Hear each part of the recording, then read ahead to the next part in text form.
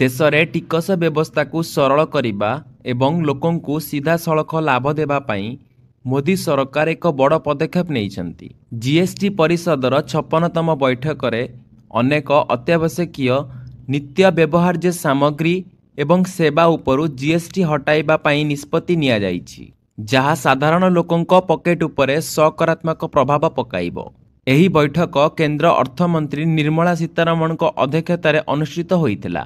ବୈଠକରେ ଟିକସ ହାରରେ ପରିବର୍ତ୍ତନ ସହିତ ଟିକସ ସ୍ଲାବକୁ ପୁଣି ସରଳ କରିବା ପାଇଁ ମଧ୍ୟ ଦ୍ରୁତ ଗତିରେ କାମ କରାଯାଉଛି। ଏହି ଜିନିଷ ଉପରେ ଲାଗିବନି ଜିଏସ୍ଟି।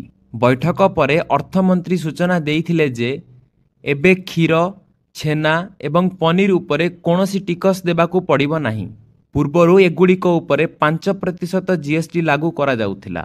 ଏବେ ଶିକ୍ଷା ସମ୍ବନ୍ଧୀୟ ସାମଗ୍ରୀ ଏବଂ ସ୍ୱାସ୍ଥ୍ୟ ବୀମା ଭଳି ସେବା ଉପରେ ଶୂନ୍ୟ ଟିକସ ଲାଗୁ କରିବା ପାଇଁ ମଧ୍ୟ ନିଷ୍ପତ୍ତି ନିଆଯାଇଛି। ଦେଖନ୍ତୁ କେଉଁଥିରେ ଲାଗିବନି ଜିଏସ୍ଟି। ଟିକସ ସ୍ଲାବରେ ବଡ଼ ପରିବର୍ତ୍ତନ। ଟିକସ ବ୍ୟବସ୍ଥାକୁ ସରଳ ଏବଂ ସ୍ୱଚ୍ଛ କରିବା ପାଇଁ ଜିଏସ୍ଟି ପରିଷଦ ମଧ୍ୟ ଏକ ଗୁରୁତ୍ୱପୂର୍ଣ୍ଣ ପଦକ୍ଷେପ ନେଇଛି। 12% ଏବଂ 28% ଟିକସ ସ୍ଲାବ ଉଚ୍ଛେଦ କରାଯାଇଛି। ଏବେ ଅଧିକାଂଶ ସାମଗ୍ରୀ କେବଳ 5% କିମ୍ବା 18% ସ୍ଲାବରେ ରହିବ।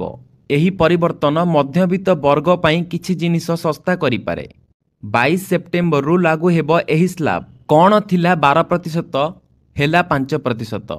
ଲହୁଣୀ, ଘିଅ, ଦୁଗ୍ଧ ଜାତୀୟ ସାମଗ୍ରୀ, ନମକିନ୍, ଭୁଜିଆ, ମିକ୍ସଚର, ବାସନକୁସନ, ପିସ୍ତା, ଅଳେଇଚ, ସପୁରୀ, ପିଜୁଳି, ଆମ୍ବ, କମଳା, ଅଙ୍ଗୁର, ଲେମ୍ବୁ, ଉଲ୍ ପ୍ରାଣୀ ଜାତୀୟ ଚର୍ବି, ଫ୍ରିଜ୍ ଭର୍ଡ ମିଟ୍, ଫିଡିଂ ବୋତଲ, ପିଲାଙ୍କ ନାପକିନ୍, କ୍ଲିନିକାଲ ଡାଇପର, ସିଲେଇ ମେସିନ୍ ଯନ୍ତ୍ରାଂଶ, ସମସ୍ତ ଡାୟଗ୍ନୋସିସ୍ କିଟ୍ ଓ glucometer, test strip, corrective spectacle, biopesticide, micronutrients, ବୁନ୍ଦା ଜଳସେଚନ ସାମଗ୍ରୀ ଓ ସ୍ପ୍ରିଙ୍କଲର, କୃଷି ଉଦ୍ୟାନ, ଜଙ୍ଗଲରେ ମୃତ୍ତିକା ସମ୍ପର୍କରେ କାମରେ ଲାଗୁଥିବା ମେସିନ୍, ଛତୁ, ଜାମ୍, ବାଦାମ, କାଜୁ, ଲେମ୍ବୁ, କମଳା, ସପୁରୀ ଜୁସ୍, ଡାଇବେଟିକ୍ ଖାଦ୍ୟ ପଦାର୍ଥ, ପାନୀୟ ଜଳ ବୋତଲ, ଫଟୋଗ୍ରାଫିକ୍ ପ୍ଲେଟ୍,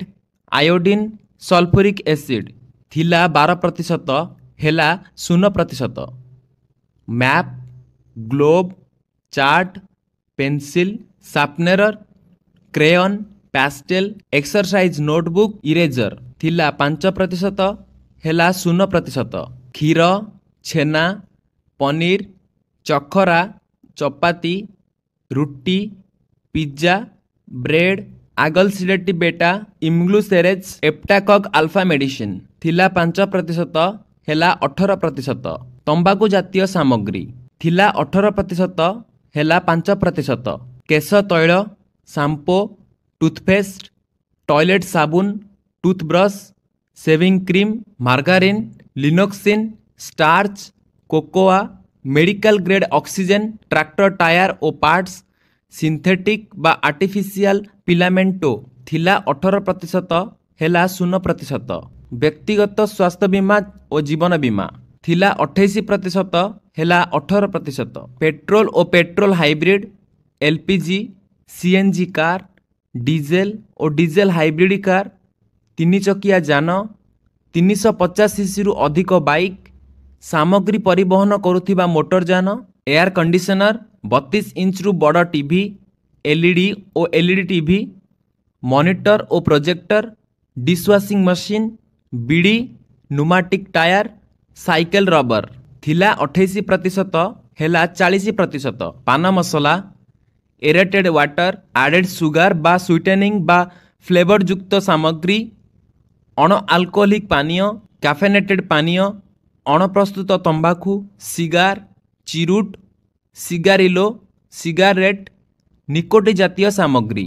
ବ୍ୟବସାୟୀମାନଙ୍କୁ ବଡ଼ ଆଶ୍ୱସ୍ତି। ଏହି ବୈଠକରେ କେବଳ ସାଧାରଣ ଲୋକଙ୍କ ପାଇଁ ନୁହେଁ ବରଂ କ୍ଷୁଦ୍ର ଏବଂ ମଧ୍ୟମ ବର୍ଗର ବ୍ୟବସାୟୀଙ୍କ ପାଇଁ ମଧ୍ୟ ଆଶ୍ୱସ୍ତିକର। ଜିଏସ୍ଟି ନିୟମକୁ ସରଳ କରିବା ଏବଂ ଟିକସ ଦାଖଲ ପ୍ରକ୍ରିୟାକୁ ସରଳ କରିବା ଉପରେ ଆଲୋଚନା ହୋଇଥିଲା। ଏହା ବ୍ୟବସାୟୀମାନଙ୍କ ପାଇଁ ପଞ୍ଜୀକରଣ ଏବଂ ରିଟର୍ଣ୍ଣ ଦାଖଲକୁ ବହୁତ ସହଜ କରିବ। ଏହିଭଳି ଖବରର ଅପଡେଟ୍ ପାଇଁ ଆମ ସହ ଯୋଡ଼ି ହୋଇ ରୁହନ୍ତୁ। ଧନ୍ୟବାଦ।